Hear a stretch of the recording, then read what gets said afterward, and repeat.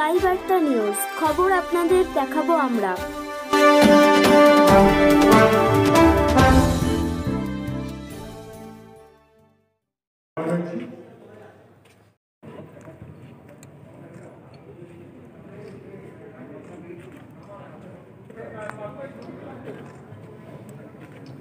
এটা একটু যদি ইয়েতে দেখানো তো ভালো হতো, প্রজেক্টের মেশিন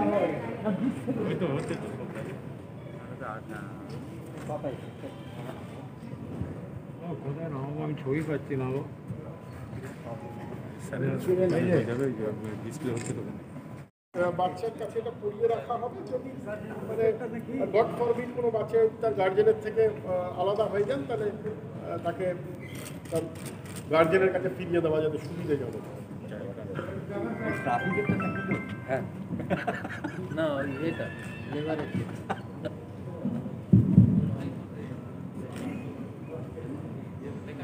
ভলেন্টিয়ার যারা থাকবে বিভিন্ন মণ্ডপে তাদের আইডেন্টিফাই করার জন্য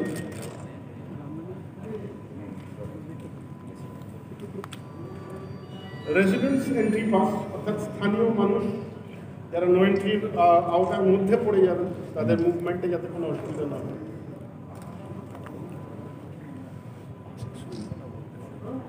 আপনাদের জন্য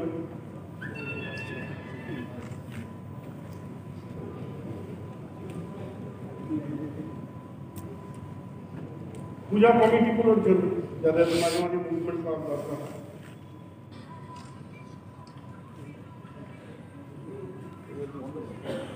আর এটা হচ্ছে এমার্জেন্সি বিল, এমার্জেন্সি যা যাবে বন্ধ কর না।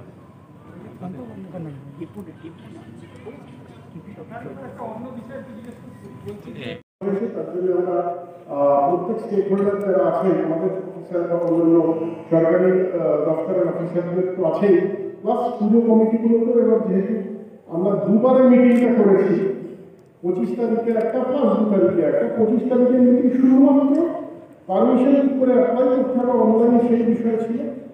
তো এবারে খুব দ্রুততার সাথে 300-এরও বেশি পুজোর পারমিশন দেওয়া হয়েছে। এর মধ্যে চন্দননগরে 132 এবং ভদ্রেশ্বরে 63টা পুজোতে পারমিশন আমরা দিয়েছি। প্রতিবারের মতো আপনারা যেটা মূলত জানতে চান, প্রতিবারের মতো এবারও আমরা আমাদের কমিশনারেটের অফিসার প্লাস পুলিশ হেডকোয়ার্টার থেকে আমরা প্রচুর সিনিয়র অফিসার এবং জুনিয়র অফিসার এবং কনস্টেবল পেয়েছি। এখানে জগদ্ধাত্রী পুজোতে আমাদের এসপি, অ্যাডিশনাল এসপি পদমর্যাদার প্রায় 8 জন অফিসার কাজ করবেন, ডিএসপি পদমর্যাদার 13 জন, ইন্সপেক্টর পদমর্যাদার 26 জন, প্রায় 150 কাছাকাছি সাব ইন্সপেক্টর এএসআই এবং প্রায় 450 কাছাকাছি কনস্টেবলের, মেল কনস্টেবল এবং 250 জন ফিমেল কনস্টেবলেরই আমরা পাচ্ছি এই জগদ্ধাত্রী পুজোর জন্য।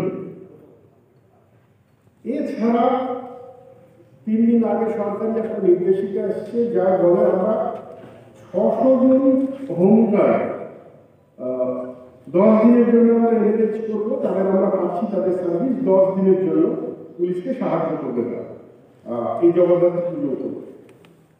এছাড়াও ম্যান পাওয়ার, এছাড়াও নজরদারি চালাবার জন্য 50টিরও বেশি জায়গায় সিসিটিভি ক্যামেরা ইনস্টল করা হচ্ছে এবং ঠিক দুর্গাপুজোতে আমরা যেভাবে করেছিলাম সেইভাবে এগুলো পুলিশ অ্যাসিস্ট্যান্ট বুথ আমি যেটা বললাম প্রতিবারের মতো এবারে 28টা পুলিশ অ্যাসিস্ট্যান্ট বুথ থাকবে, যেখান থেকে যারা বাইরের মানুষ আসবেন আমরা চেষ্টা করবো তাদেরকে কমিউনিকেট বা অন্যান্য কয়েকটা পুলিশ অ্যাসিস্ট্যান্ট বুথে আমরা কিন্তু সামান্য মেডিকেল অ্যাসিস্ট্যান্সের ব্যবস্থা রাখছি, যেগুলো সাধারণ মানুষের দ্বারা কিন্তু জলের ব্যবস্থার জন্য আমরা সচেষ্ট আছি। এইগুলো থাকে বায়োটয়লেট থাকে প্রতিবারের মধ্যে বড় বায়োটয়লেট। একটা সমস্যা হয় যে রাতের দিকে আমরা এক্সপেক্ট করবো যে প্রায় 2 বছরের কোভিডের অভিজ্ঞতার পরে মাস্ক ছাড়াতে এতটুকু আসবে না, এখন আমাদের কাছে কোনো খবর নেই।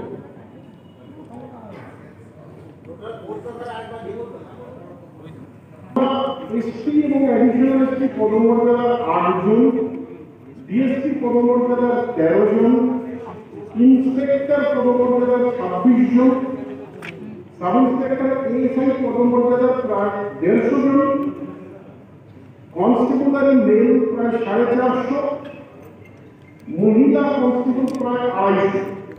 এছাড়া সাময়িকভাবে রেজিস্ট করা হোমগার্ড 600। অধিক ব্যবস্থা করতে হবে। তো আমরা আমাদের যে অ্যারেঞ্জমেন্ট আছে সেইটা আমরা রাখবো। সেই অ্যারেঞ্জমেন্টে আমার মনে হয় কোনো অসুবিধা হওয়ার কথা না। কবে থেকে চালু হবে? যেটা আমি বলে দিলাম 9 তারিখ থেকে চালু হবে। কটা থেকে কটা? 2টো থেকে পরের দিন সকাল 6টা হবে। থেকে চালু হবে। আমরা সরকারি নির্দেশ যেটা আছে এটা এতদিন অব্দি নাইট কথা দেখে এসেছি, সেটা সেইভাবেই আমরা বলবৎ করব।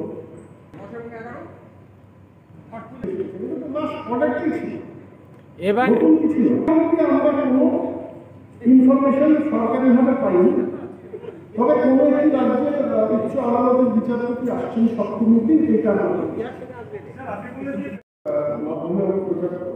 বহু প্রচারকারী তো এই ব্যবস্থাটি অপরিবর্তিত থাকছে এবং আমরা আশা করছি যে এই বছর আমরা জগদ্ধাত্রী পুজোর দিনগুলোতে বাইরে থেকে যারা দর্শনার্থী আসে বা স্থানীয় মানুষগুলো যারা পুজো দেখতে আসছেন বিধি মেনে তারা পুজো করবেন, এটাই আশা করবো। এবং আমরা হাইকোর্টের যে অর্ডার আছে মহামান্য আদালতে, সেটা আমরা সার্কুলেট করে দিচ্ছি প্রত্যেক পুজো কমিটিতে, তারাও আইন অনুযায়ী দেখাচ্ছেন। তো আমরা আশা করবো যে মানুষজনকে আমরা কোভিড প্রোটোকল মানিয়ে সুষ্ঠুভাবে যাতে জগন্নাথ পুজো সমস্ত সম্পন্ন করতে পারি, এটার জন্য আমার অফিসাররা পুরো টিম সদস্য।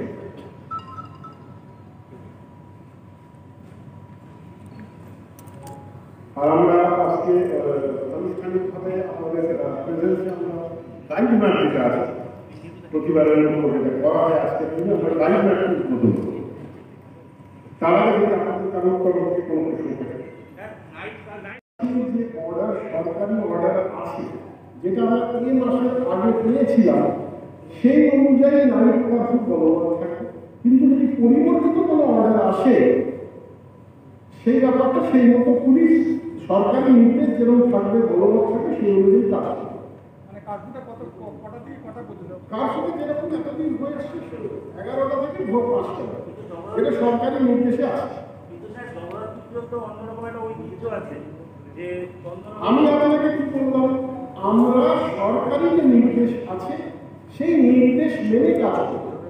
সরকারি শেষ পাওয়া নির্দেশ যেটি আছে সেটিতে যে টাইমটা বদলে গেছে সেইটাকে আমরা করবো। যদি পরিবর্তিত কোনো নির্দেশিকা আসে আমরা সেই মতো কাজ করব।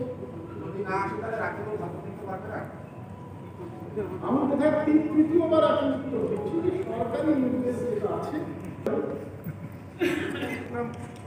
খুব মানে যানজট শহরে, ট্রাফিক নিয়ে কিছু ভাবা হয়েছে?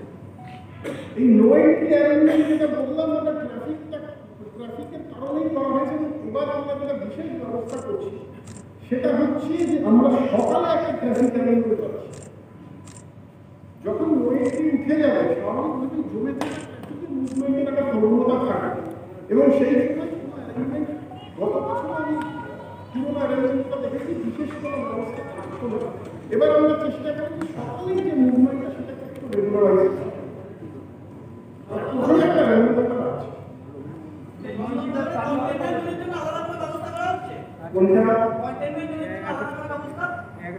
কন্টেইনমেন্ট জোনের কিছু নির্দিষ্ট রিকোয়ারমেন্ট থাকে, সেই রিকোয়ারমেন্টগুলো যাতে ফলো হয় সেই মোটামুটি পুলিশের কন্টেইনমেন্ট জোনের যা নির্দেশ থাকে ঠিক পিরিয়ডগুলোতে ক্ল্যান্ডেস্টাইনলি ওয়াচ করবে এবং সেরকম কোনো সাসপিশিয়াস মুভমেন্ট যদি পায় তারা পুলিশ স্টেশনে জানিয়ে দেবে ফর টেকিং অ্যাকশন। এই ব্যাপারটি থাকবে। এছাড়া আমরা সিসিটিভি ছাড়াও সিসিটিভি যুগের আগে আমরা যেভাবে করতাম অর্থাৎ কিছু জায়গা থেকে ক্ল্যান্ডেস্টাইনলি অর্থাৎ গোপনীয়ভাবে আমরা কিন্তু ভিডিওগ্রাফ করবো। মনে করা যাক কোনো দোকানা বাড়ি বারান্দা থেকে বা ছাদ থেকে এবং কোনো জায়গা থেকে আমরা উঁচু জায়গা থেকে ভিডিওগ্রাফি চালাবো আমাদের প্রশিক্ষিত অফিসার পোস্টে দিয়ে যারা কোনো রকম অ্যাভারেশন যদি কিছু দেখে তারা দ্রুততার সাথে আমাদের জানিয়ে এটা থাকছে। প্লাস কয়েকটি ওয়াচ টাওয়ারের র্যালিং আছে, যে ওয়াচ টাওয়ার থেকে বাইনোকুলারে তারা জাস্ট একটু হাইট থেকে দেখবে কোথাও কোনো অ্যাভারেশন বা কোনো অসঙ্গতি চোখে পড়ছে কিনা সেটা কন্ট্রোল রুমকে জানিয়ে। এছাড়া প্রতিবারের মতো মূলত ট্রাফিক ইস্যু থাকে আমরা জানি যে অপরিসর ভিটি রোড এবং তার উপরে যাবতীয় পুজো গুরুত্বপূর্ণ পুজোগুলো তার উপরে বা তার আশেপাশে অবস্থিত বড় বড় পুজোগুলো। তো সেই জন্য আমাদেরকে প্রতিবারের মতো এবারও 9 এন্ট্রি চালু করতে হচ্ছে এবং 9-11 থেকে 15-11 অবধি দুপুর 2টো থেকে 6টা অবধি এবং বিসর্জনের দিন বিসর্জন সম্পূর্ণ হওয়ার না অবধি 9 এন্ট্রি চালু করা। এবং যে জায়গাগুলোতে ব্লক করা হবে গত বছর বা তার আগের বছর ট্র্যাডিশনালি যে জায়গাগুলো ছিল সেই জায়গাগুলোতেই আমাদের মনোযোগী থাকবে এবং যে জায়গাগুলো ট্র্যাডিশনালি বড় গাড়ির জন্য পার্কিং প্লেস ছিল সেই জায়গাগুলো অপরিবর্তিত থাকছে। এবার বিশেষ ব্যবস্থা বলতে আমরা যেটা করেছি, যেটা আমাদের দৃষ্টিগোচর করা হয়েছিল যে প্রতি বছরই যখন নৈন্টি চলে নৈন্টির মধ্যে যে মানুষজন থাকেন তাদের কিছু মেডিকেল রিকোয়ারমেন্টস হওয়াটা স্বাভাবিক নয়, কিন্তু তখন রাস্তায় এত ভিড় থাকে যে তাদের হসপিটালাইজ করা বা গন্তব্যস্থলে নিয়ে যাওয়া খুব অসুবিধাজনক হয়ে যায়। সেজন্য এবার আমরা অ্যাডিশনাল ব্যবস্থা হিসেবে অ্যাম্বুলেন্স যেরকম আছে তো আছে, যদি রাস্তা ক্লিয়ার করে আমরা বার করতে পারি তাহলে তো নিশ্চয়ই নিয়ে যাওয়া যাবে। এছাড়া আমরা যেটা একটা অ্যাডিশনাল অ্যারেঞ্জমেন্ট রেখেছি, রানীঘাটে একটা লঞ্চ থাকছে, যে লঞ্চে করে আমরা চুঁচুড়ো ঘাটে নিয়ে যাবো। সেখানে আমরা সিএমএইচকে রিকোয়েস্ট করেছি একটা ফুলি ইকুইপড অ্যাম্বুলেন্স থাকছে, যে দ্রুততার সাথে লঞ্চে যাকে নিয়ে যাওয়া হলো তাকে নিয়ে অ্যাম্বুলেন্সে করে সম্পর্কে তাকে নিয়ে আমরা ডিস্ট্রিক্ট হসপিটালে স্থানান্তর করবেন। আমরা আশা করি যে এই সার্ভিসের প্রয়োজন তাদের লাভ হোক, কিন্তু যদি তাদের কোনো অসুবিধা হয় সেই কথাটা মাথায় রেখে এই রয়েছে। এছাড়া আমাদের প্রতিবারের মতো যেরকম সেক্টর সাবসেক্টর থাকে সেই একইভাবে রয়েছে। আমাদের আগেরবারের মতো 11টা সেক্টর থাকছে, 20টা সাবসেক্টর থাকছে। ফিক্সড টিকেট যে জায়গাগুলো আপনারা জানেন সেই জায়গাগুলো ফিক্সড টিকেট থাকছে। প্লেনগুলো প্রচুর করা হয়েছে এইভাবে বিভিন্ন জায়গায় এরা সাদা পোশাকে সাধারণ মানুষের মধ্যে ঘুরে বেড়াবে। একটা স্পেশালি আমার কন্ট্রোলে থাকবে এবং আমাকে এবং আমার এসডিকে তারা বিভিন্ন সময় রিপোর্ট দেবে। অপরাধ দমনের জন্য সাদা পোশাকে আরেকটা স্পেশাল টিম থাকবে, তারা মোটরসাইকেল বিভিন্ন জায়গায় যে জায়গায় পুজো হচ্ছে না অর্থাৎ less lit area, less lit but frequently use, অর্থাৎ স্টেশন থেকে যে রাস্তাটা আসছে তাই হবে যেগুলো ডাইরেক্ট পুজো হচ্ছে না, কিন্তু